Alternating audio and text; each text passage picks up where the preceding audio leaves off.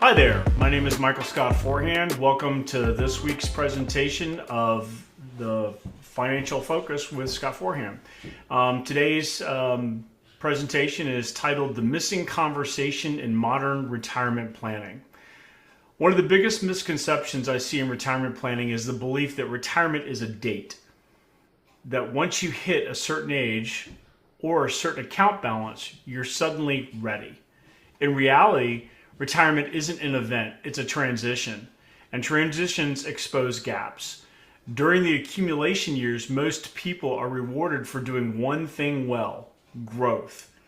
Save and invest consistently. Let compounding in the markets do the heavy lifting. But as you approach retirement, that conversation has to change. It must change. The focus should shift to not growth, but income, taxes, risk management, longevity. These are the tools, these are the specific data points that are now going to affect that retirement plan. What worked during the accumulation period of your retirement plan can actually work against you during the distribution phase. So this is where planning becomes more nuanced, where different diverse strategies, including portfolio management, but also including things like fixed indexed annuities, indexed universal life programs, infinite banking programs, they all can start to play different roles. So let's start with something familiar to most people: professionally managed portfolios. Managed portfolios are often the backbone of a financial plan. They provide diversification if they're done correctly, professional management, liquidity, and long-term growth potential. For many clients, these strategies are essential, especially during accumulation and even into retirement to a lesser degree. But where people can get in trouble is assuming that all retirement income should come from market-based assets. And that's a huge mistake in my opinion, and we're going to hear from a guest in just a minute about that as well. Markets don't retire when you do. Volatility, which is your benefit during the accumulation period, volatility does not disappear. Sequence of returns risk, the danger of negative returns just prior to or early in retirement can permanently impact income sustainability. That's where risk managed and tax aware strategies start to complement traditional portfolios. This is where the fixed index annuity can often enter the picture. They're not designed to replace managed portfolios. They're designed to support them and to allow for a safe off-ramp if need be. FIAs, or fixed index annuity, can also be used to protect a portion of the principal, reduce exposure to market loss, and create a more predictable income stream that has longevity if that's what you're looking for. In other words, they can act as a stabilizing force so that market assets don't need to carry the full burden of income during volatile periods. Another option would be a thing called an indexed universal life program. IULs occupy a different planning lane altogether. They're not investment accounts. They're insurance-based strategies that, when properly structured, can offer tax-advantaged access, flexible funding, and long-term planning efficiency. For clients who are heavily concentrated in qualified money, an IUL is often discussed as a way to improve tax diversification, not performance. Because in retirement, the real question isn't how much did I make? It's how much can I access without triggering unnecessary taxes, Medicare surcharges, Social Security taxation, or far-term or long-term income reduction. And finally, one of the other pieces we're going to talk about tonight or today is infinite banking. So this is a concept. It's not about replacing traditional planning or market strategies. It's about capital control. It reframes how people think about liquidity, financing, and the opportunity cost of capital. For business owners and high-income professionals, infinite banks can complement a managed portfolio. They can provide tax-exempt access to a private pool of capital. They can provide predictable growth, and they can provide flexibility when the markets don't do what we want them to do, and they don't follow a prescribed plan. They have their own mind, right? So, of all these approaches, there's something that they all have in common. They're not product first decisions, they're planning first decisions. Strong retirement planning doesn't ask what's the best product. I can't tell you the number of times I hear that. Proper, strong retirement planning asks, where will income come from? How will it be taxed? What risks matter most at this stage or whatever stage we're speaking about?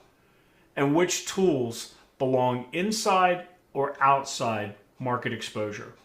That's why today's conversation matters, because the most effective plans don't choose between a managed portfolio strategy or an insurance solution. They use both intentionally.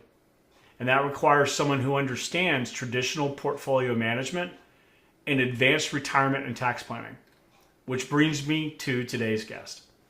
Joining us today is Rebecca Cross. Rebecca is a securities licensed professional who works at the intersection of portfolio management, retirement income planning, tax mitigation, and legacy design.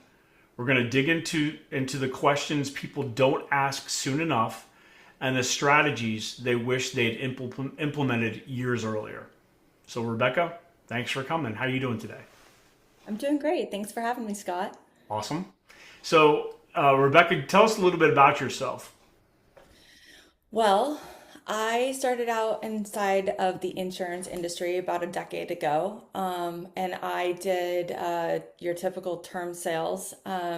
I quickly elevated into understanding an index universal life, and after I really understood what that product did. It was like the best thing since sliced bread. So I fell in love with that product.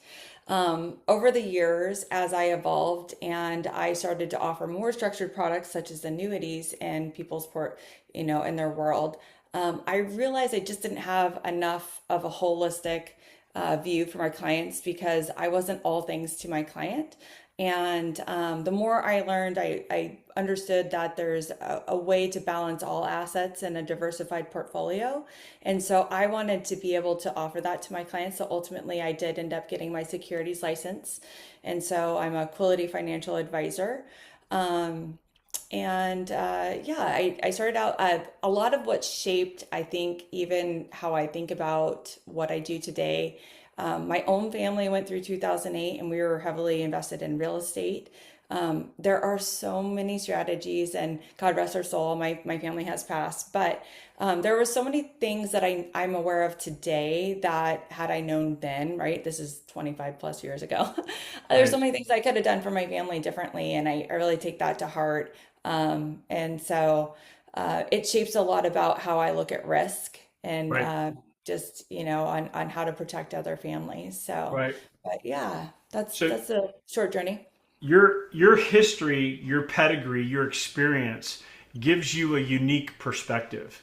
So in you, because you see both sides of the equation, you see how the different pieces from the life side can not necessarily replace but augment the parts from the managed portfolio side. So if from having that dual perspective, did it change when you got to achieve that dual perspective, when you got your securities license? Did it change anything in the way you evaluate retirement strategies for your clients, or was there a modification in your thought process at that point, or what happened? Well, a natural evolution, of course, there's going to be a shift because now I have the ability to manage people's money on the market. And so that is a part of my offering, right? And so balancing out portfolios are um, maybe just a little different in the sense that, I can offer other things that weren't and marry other products that I wasn't able to before. But in the sense of in terms of life insurance can be such a four-letter word as we know, right? But it has a place in everyone's portfolio. I firmly believe that in Yep. so many ways. And so I love the fact that you brought up that it is a unique perspective because in the advisory world, they're taught a very different way that not to add anything like that. And the Yep. truth of the matter is that they are the Swiss Army knife of a financial portfolio. They do so many things, and the integration of the two ways and balancing of the accounts really is what I believe to be a holistic, diversified Right. plan. Yeah, I agree with you 100%. There's no one managed portfolio process that's the best for everybody. There's no, for me, I've never seen a place where there shouldn't be some process, some piece to help mitigate tax issues. And most of the time when you're doing those managed pieces, you're creating that tax issue in the back end. And that's where I think one of the key things that I look at it for is life. That's where life really shines because of the distribution model of a cash value life insurance product while the insured is alive, in addition to the distribution model when someone passes as a tax exempt distribution for death benefit. So the pieces are there and they should be utilized. And I don't think that any of it should be ignored. So one of the things I just mentioned was tax diversification. So when you're looking at someone who when they come to you and maybe they've got all their eggs in one basket. They're all in on a TSP. They're all in on a 401k or some other kind of traditional retirement plan that's qualified. Where does your mind go as far as diversifying that tax exposure and when? Yeah, it's a great question. It has to do with so many factors when you talk about tax diversification when you come to distribution or getting ready for distribution. There's so many Right. factors. Number one, it's like how much income do I need from my portfolio, and does the amount of money sustain that inevitably, right? Right? Like, so I don't, do I have an excess tax problem? I don't. Where people really get themselves, the current kind of market that I see a lot of retirees struggle with is that they have of course, accounts that are really large, and so they already make a pension, a social security, two pensions, and then they stack on their RMD, right? And they've got 2 million, Yeah. and so not only, and so that pushes them not maybe up even two brackets, or they're paying 50% on the dollar, and that's a painful place to be. The Yeah. other thing that is that it's a big legacy understanding of tax diversification.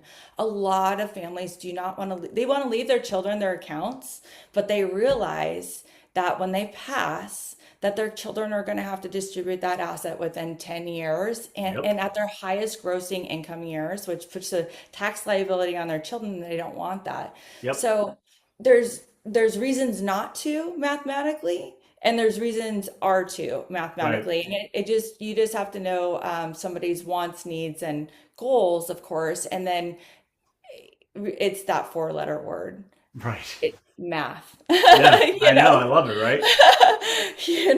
so yeah, that's how I see that. But it's something interesting that you brought up earlier that I wanted to touch on, that I think is a great diversification in terms of distribution.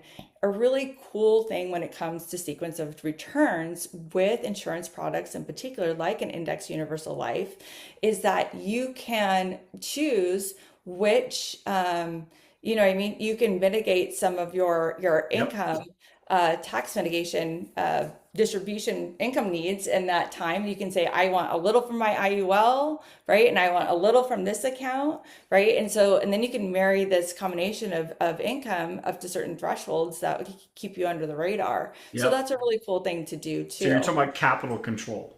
Yeah, yeah. Yeah. It's like I can take from this bucket, or only so much from this Right. bucket, and then only so much for this bucket for income, Yep. and I can balance my world this way. Yeah, and what you just said is really important because for the person that's all in on their 401k, you don't have that option. You're stuck. So that brings me to the next question. So when you are meeting with people and you have someone who comes to you and says, "I'm ready for retirement," right? What are the first gaps or blind spots you tend to uncover? Well, I take them through what every professional advisor should be taking them through. I'm collecting all of their debts, right? I'm seeing what their Yep. current income is. I collect what date we're going to take Social Security, right? And then from there, we build out the plan. We organize the assets in such a way of which ones will be distributed from first, right? Or what looks most optimized, how much is needed. But the big one is, are you going to run out of money? Right. Do you have a plan for extended health situations? Because most of us are going to deal with that. And so once we have the income plan in place, the software I use is very comprehensive, and it will help us reveal in the event of this situation or the event Right. of that situation. Or if we're only getting around X amount of returns on our investments, that we're actually going to run out of money at 89. And we really need to look at putting something in place that's going to reduce our risk and give us lifetime income. Right. So those are the revealing gaps I see mostly. Have you ever heard of a 401k that guarantees lifetime income? Not yet. Not yet, right? Right.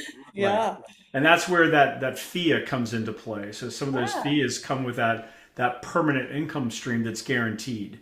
So you can take some of the edge off and some of the guesswork and create a more peaceful retirement because you're not worried if you're going to run out of money. You know you're always going to have some.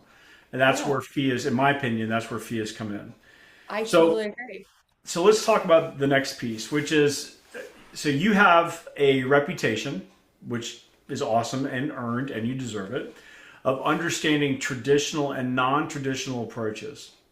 And you and I have had a number of conversations about this stuff, and I've always been impressed with your knowledge base and the way you think. So, how do you decide when a conventional solution is enough versus where an alternative strategy might be more appropriate? And it's probably a case by case basis, but is there some red flag or some piece that shows up that is pointing you in a direction? Okay, we need to go outside the box. If I have a client, and I've had plenty, I've had university physics teachers. If you can, these are math Oh yeah, people, right? And transparently, I don't give myself a math astute person. Strategy is very good for me. I let the don't sell calculator do. yourself short. I know your math skills. I know. I let the calculator do most of my heavy lifting. That being said, if I feel like they have a very good understanding of financial strategies with a certain amount of money that have an open mind, that are open-minded to looking for things, to being more creative with how they're approaching their situations, right? Like a Roth conversion through an index Right. universal life down the road. Like, oh, you know what I mean? Like, so there's some unconventional things that you can do that they wouldn't be used to, but more open-minded. I think that's where I would more pivot. I think there's always going to be those people that you just know that they feel comfortable. Sometimes you just have to give your client what they want. They feel comfortable in this lane. You can do your best to educate them as from your heart, and then you let your client decide from there. So, Yep. So we touched briefly on this earlier, but I want to hit it again because I think it's an important piece that a lot of people miss. So when it comes to tax mitigation, there are some strategies. I've got clients, and you've got them too, that wish they had done X 10 years earlier, or they wish they'd implemented a tax mitigation strategy 10 years earlier. So what are some of those common tax mitigation strategies that you would recommend? well, I really like the way that David McKnight balances out the 0%, and ideally in a managed account, right? You wouldn't have more than what your standard deduction is for your RMD. Okay. So when you're building out whether your income's coming from, let's just say, hopefully maybe an insurance product such as an index universal life or even a non-qualified FIA, something along those lines, or Roths, right? Any kind of, Roth account. And then your managed money wouldn't be any more than your standard deduction for your That's going RMD. to yield the RMD for that amount. Correct. Okay. Let's just say your RMD was your standard deduction is 29,000 and your RMD's 30, right? And so you negate that, and then the rest of your money is coming from mostly non-taxable. Then Love you're it. you're living in this really not low tax bracket. Right. So I like that approach. That's an ideally Right. uh, balanced situation. So so either going through like what you do is that what we talked about is a Roth annuity, Right. I love right? them. What, yeah, or an index universal life, or a combination of the two. Or both. Yeah. Right. Yeah, it built out with the other pieces.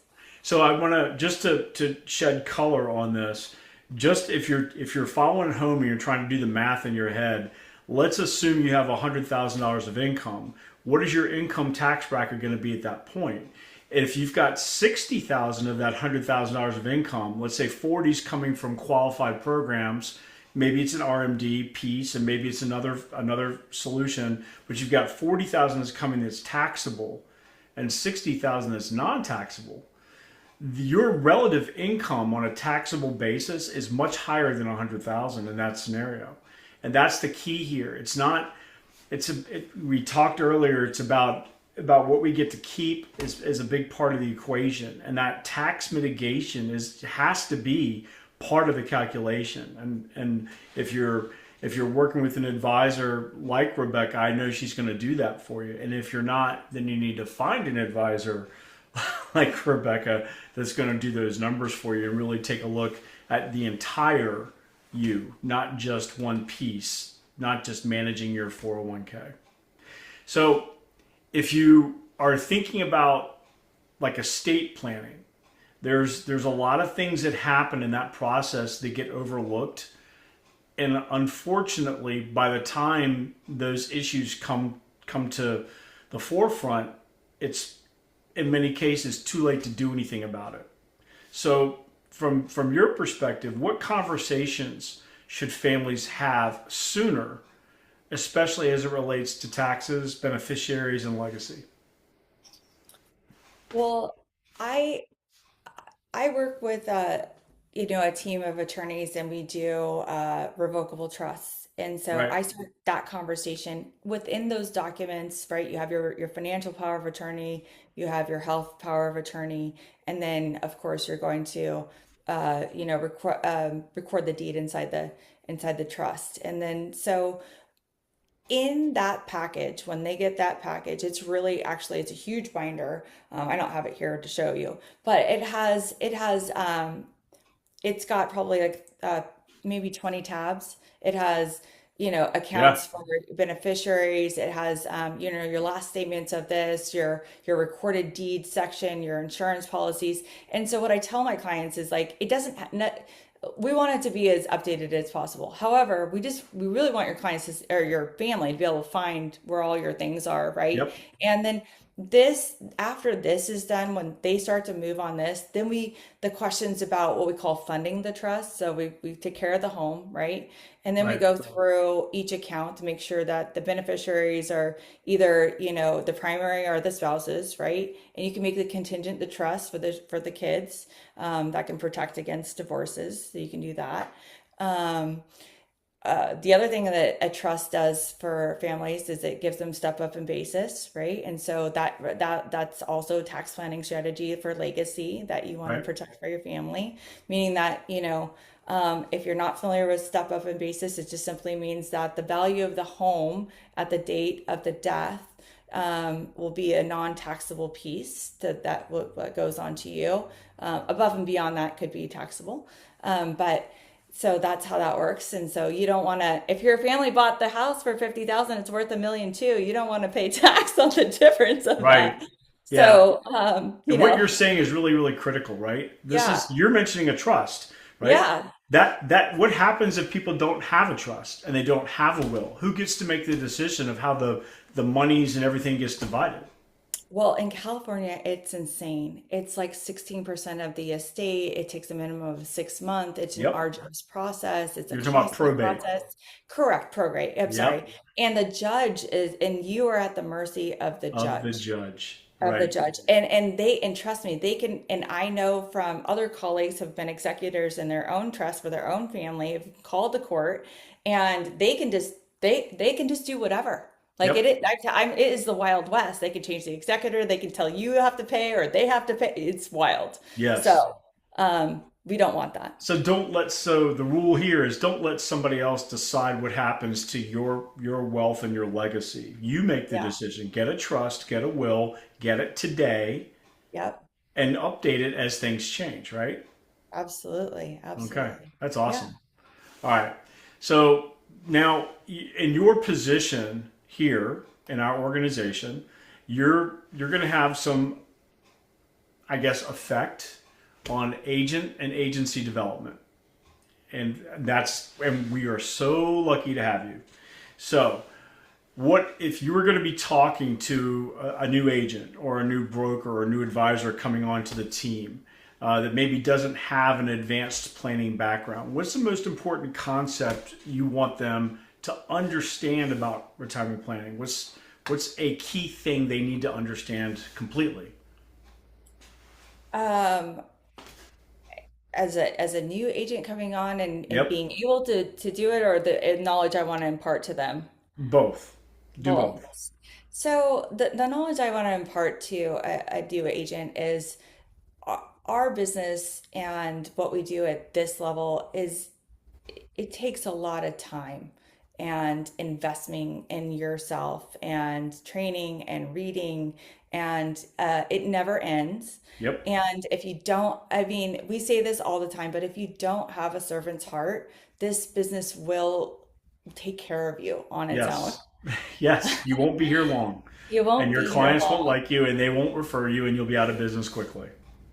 Right. Correct. And so I think that it's okay not to know the answer, right? Okay. I think that's a really big thing. And I think it's okay to, obviously get your clients in front of the right people Yes. to get the right plan in place, Right. because the last thing you want to do is put somebody in a position that would hurt them, and it's not because you're it's malicious, it's just lack of education. Right. So, and it just takes time. Our business takes a lot of years and a lot of time, and it's always changing. And so once you think you know something, you don't. You Right. learn something new. I mean, some are steady Eddie, but you and I are like, okay, well, that's not the way it is, or that law Right. changed, or Right. that Right. product changed, or whatever it is. And you have to be really cognizant of that. You have to be honest with your clients and honest with yourself. And I think that's a good business. Yep. So Honesty is always, you're going to have to say, I'm sorry sometimes, but that's you're not right. going to have to say, I didn't tell the whole truth, which that's going to put you in the pokey. Yeah. And that's going to get Yeah. your license gone and it's going to get you sued. So just be Yeah. honest and do it from the heart. Like what And you said, you're right. your clients appreciate that, Yep. and I have in the past had to fall on the sword and be like, I was learning, and I did that. I need to fix this. And Yep. you Yeah, know I put somebody into an annuity, and I thought that this new super powerful index was going to solve everything for them. So I put all the money in there, and we bought up the rate, and then the index produced zero. And then all of a sudden, we're looking at an annuity that actually doesn't have the same amount of money it had the year before. And I told them they wouldn't be losing any money, right? Rookie yeah. mistake. So you learn, and you have to do that. You have to fall on your sword. You have to be honest, and people, like you said, they'll appreciate that. All right. So for agents that want to step more into the sophisticated cases, what skills would you recommend they hone up on before they step into it? It really is real accurate stepping into it. And what kind of resources would you say are available both in our organization and within the larger corporation as a whole? um I'm a student of the business. I have 3 books on my stand right now. I'm trying to get through, right? And Let's hear so them. What are they? I just got Stopped Investing Like They Tell You to, and it's from Spencer Spicer. He's a CFP. And Okay. then I have the Volatility Shield, and that came from David McKnight. Okay. And I have one other one that I don't know top of mind sitting over Okay. there. I can't remember which one it was, but I just got this one in the mail, and I'm excited because it looks like a easy read. But I I spent I s- oh, okay, thank you. Yes, I will get it. Yeah, Um that's Kevin. He's great. okay, I'll definitely get that. you have to crawl, but you know what I mean? You crawl and then you got to walk or whatever, right? So know your insurance business backwards and forwards Yep, and absolutely. really understand that. Then you can add in annuities and then understand the product of an annuity backwards and forwards. And then from there, then you can start to get a little creative and start to understand that these two products do way more than what we even do with them. Right. Because it's a huge world out there, and there's so many really interesting and what we think is exciting strategies out there for people to take Right. Yeah, advantage I know. of. We really, when we get an opportunity, we geek out. We So, do. all right. Yeah, so that's what I would say. If there's any piece of advice I could give to people, because this was my problem, check your ego at the door. You don't know what you don't know, and make sure you're working with someone who can guide you. And don't be bashful about asking questions. Don't think you know the answer, because most often you might know an answer, but it might not be the answer, and that's a critical piece. So, if you could, and I think you've already said it, but if you could leave our audience with one guiding principle when it comes to retirement planning, legacy planning, what would that be? One principle. One principle is not principle would be just like what you said. It's not much how much money you have, it's how much you keep. Right. Okay. It's how much money you have, it's how All much you right. keep, Very cool. So So you're in a different space than I am on a larger scale, and you've been there longer. So you've seen changes. You've seen some of the things that have happened over the time, over the years, and you probably have a little bit of knowledge about some things that are coming in the future. So, on a looking ahead basis, what trends do you see that are shaping retirement planning over the next, say, decade? And how should aspiring or current advisors prepare to be able to ride that wave, whatever it is? What do you see?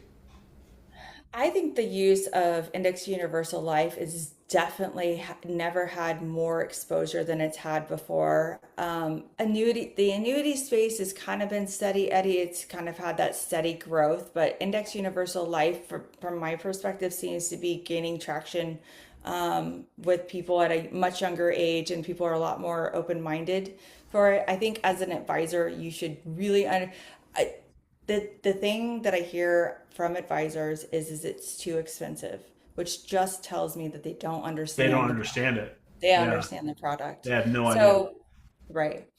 And so, and it's unfortunate because they probably don't even have anybody to turn to really help them Right. understand it. And so getting an advisor that has both sides of the coin is really important. Yeah. So one of the things you just said, and of course, it's all based on mortality and insurability and things like that when it comes to the IUL cost. But the piece here is if you look at the IUL cost and the growth that it's going to have, the compounding it's going to have, and the fact that it never has to participate in a down market, and then you take into consideration the cost of money in a managed account that can lose money and then has to regain, and the power of loss being much stronger than the power of gain. In my From my perspective, you absolutely should have some IUL component to your portfolio. I'm not saying all of it should be in there, but you should have that piece because that's going to mitigate that loss that you're going to have.